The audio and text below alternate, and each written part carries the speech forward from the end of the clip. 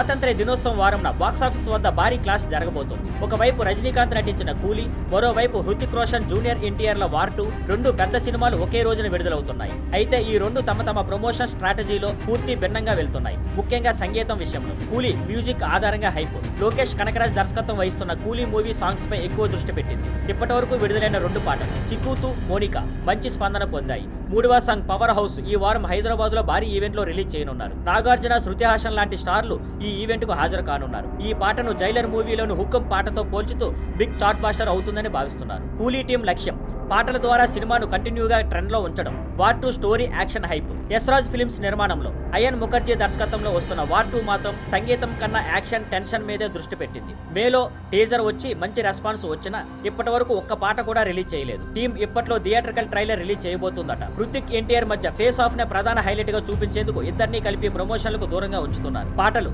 తర్వాత రిలీజ్ అవుతాయని సమాచారం. చివరగా కూలీ సౌత్ ఇండియా సినిమా మాదిరిగా మ్యూజిక్ ఈవెంట్లతో హైప్ క్రియేట్ చేస్తుంది. వార్ 2 బాలీవుడ్ స్టైల్లో సస్పెన్స్, స్టార్ పవర్, యాక్షన్ మీద ఫోకస్ చేస్తుంది. 2 హాలిడే వీకెండ్ లో రిలీజ్ అవుతుండటంతో ప్రేక్షకులకు ఏ స్ట్రాటజీ బాగా కనెక్ట్ అవుతుందో చూడాలి.